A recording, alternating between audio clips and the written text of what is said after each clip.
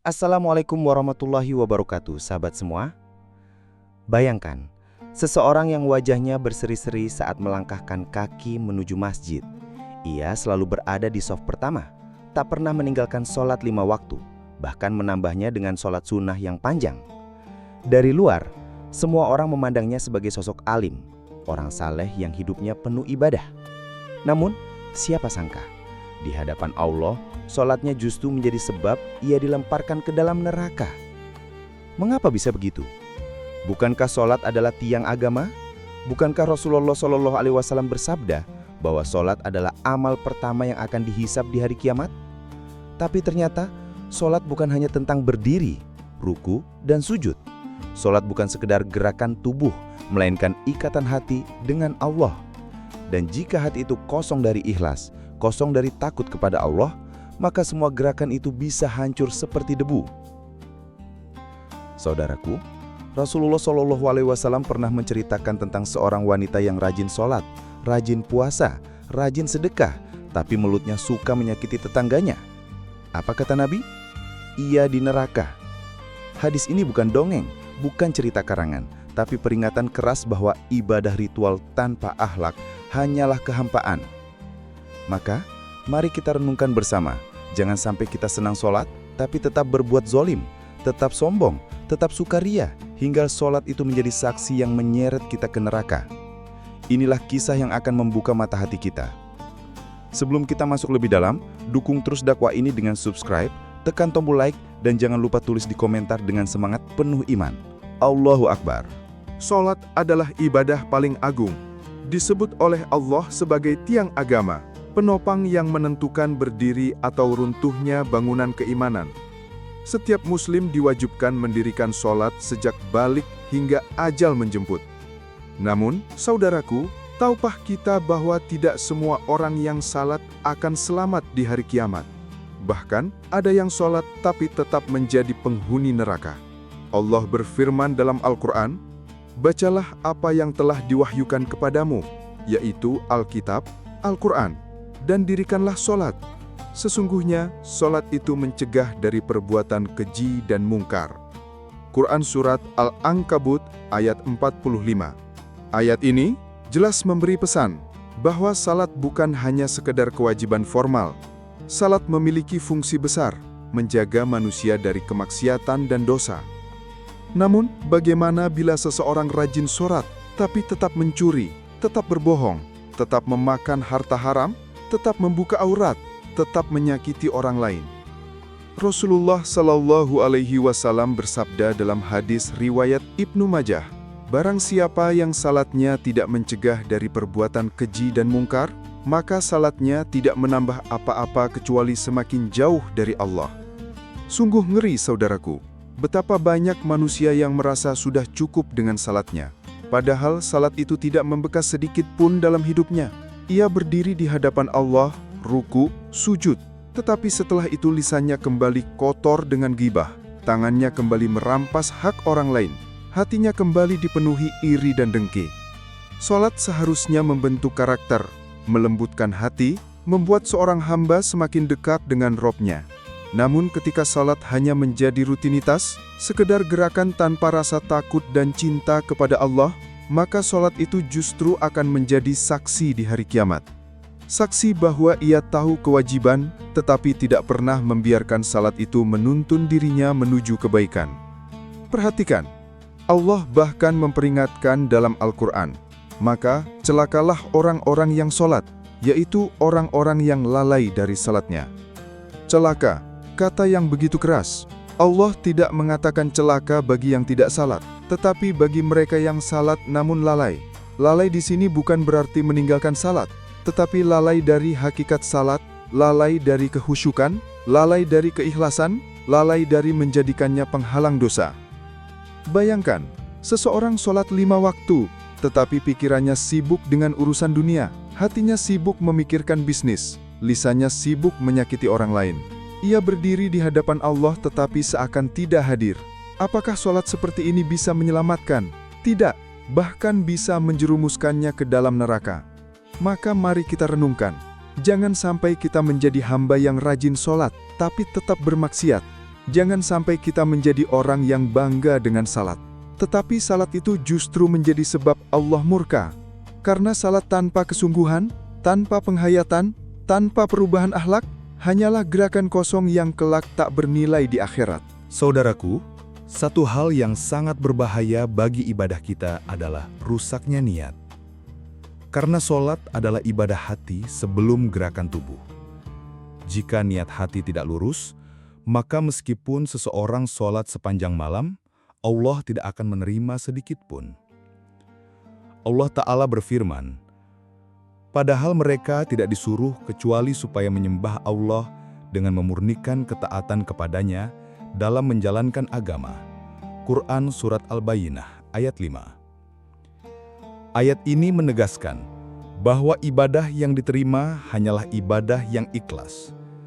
Tetapi betapa banyak orang yang sholat bukan untuk Allah semata. Ada yang sholat agar dipandang baik oleh manusia, agar disebut orang alim, agar terlihat taat di mata keluarga atau masyarakat. Inilah yang disebut riya. Riya adalah penyakit hati yang sangat halus, seringkali tidak terasa.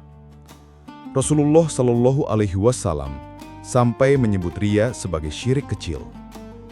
Beliau bersabda, sesungguhnya yang paling aku takutkan atas kalian adalah syirik kecil.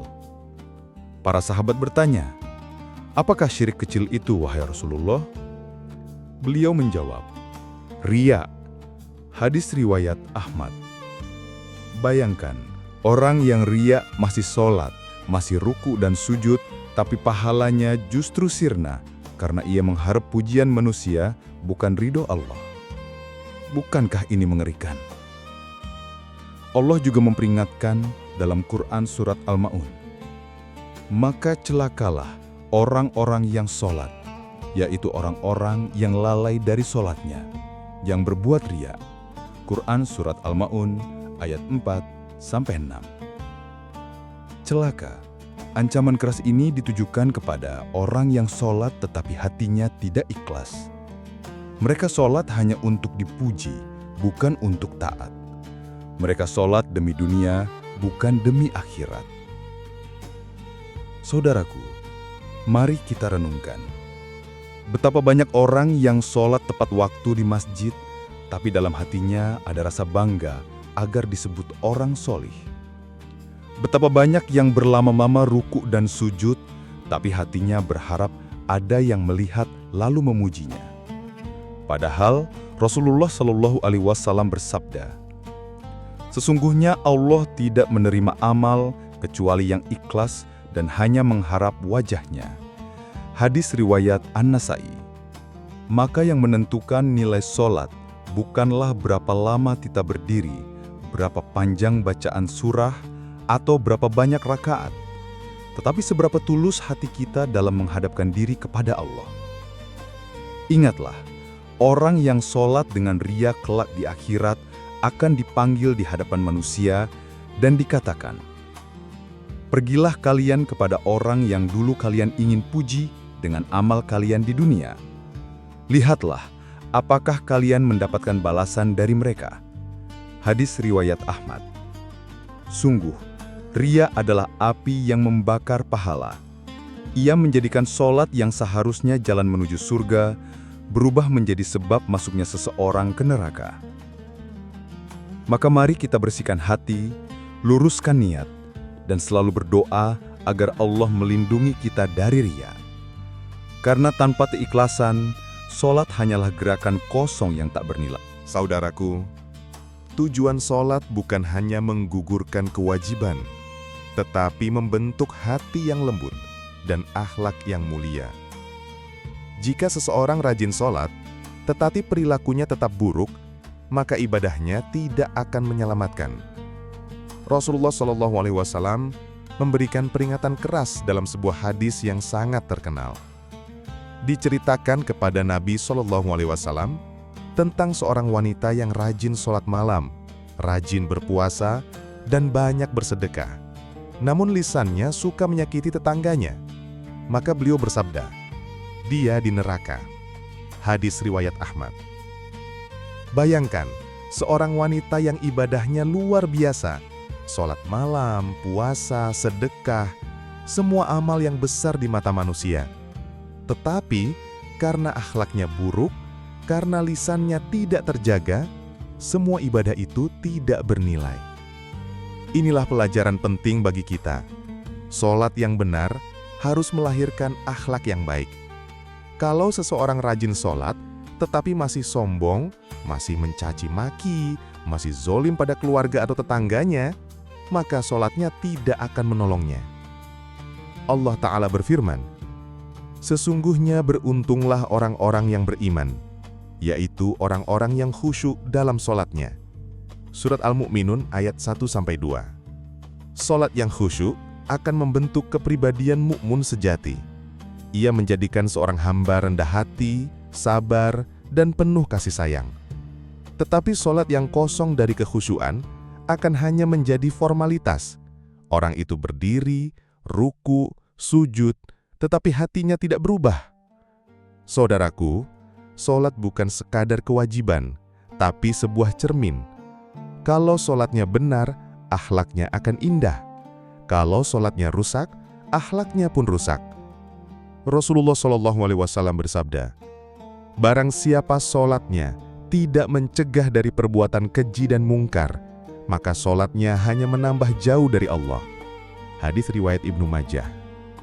Sungguh ngeri membayangkan seseorang sholat bertahun-tahun, tetapi sholat itu justru menjadi saksi yang menjerumuskannya ke neraka.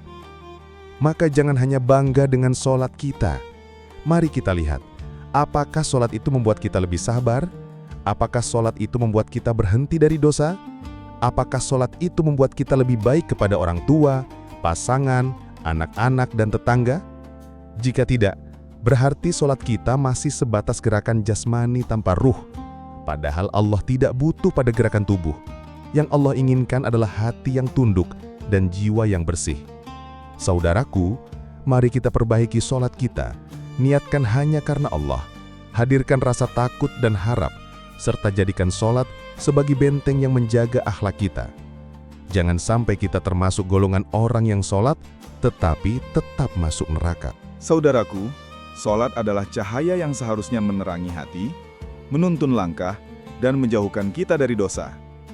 Namun, jika sholat hanya menjadi rutinitas tanpa makna, tanpa keikhlasan, tanpa perubahan akhlak, maka sholat itu bisa menjadi saksi yang menjerumuskan kita ke dalam neraka. Na'udzubillahi min dzalik. Mari kita jadikan sholat sebagai jalan menuju ridha Allah. Luruskan niat, hadirkan khusyuk, dan biarkan sholat itu membentuk akhlak mulia dalam kehidupan sehari-hari. Jangan sampai kita termasuk orang yang rajin sholat, tapi tetap berbuat zalim, tetap menyakiti sesama, hingga sholat kita tak bernilai di hadapan Allah.